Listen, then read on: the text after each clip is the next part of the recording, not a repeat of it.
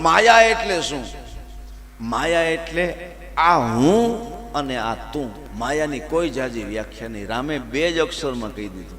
હિમાલય જેવડો પ્રશ્ન મોટા મોટો તમે પૂછો અને એને રાય જેવડી વાત કરીને તમને સમજાવી દઈએ બે અક્ષરમાં, એનું નામ સંત.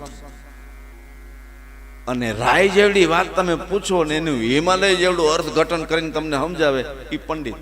તો માયા વિશે કેટલું કેટલું લખાણું છે. માયલો મરે નહીં, મારેનું હું કરવું, માયાને જીતવી કઠિન, માયાને આખું જગત આધીન છે, માયા કોઈને આધીન નથી.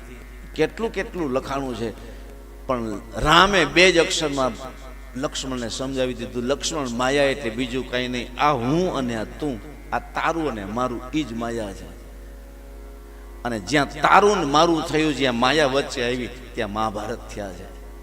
પણ જ્યાં તારું તારું એ શબ્દ આવ્યો ત્યાં રામાયણ થઈ છે. જ્યાં મારું મારું શબ્દ આવ્યો ત્યાં મહાભારત થયું છે.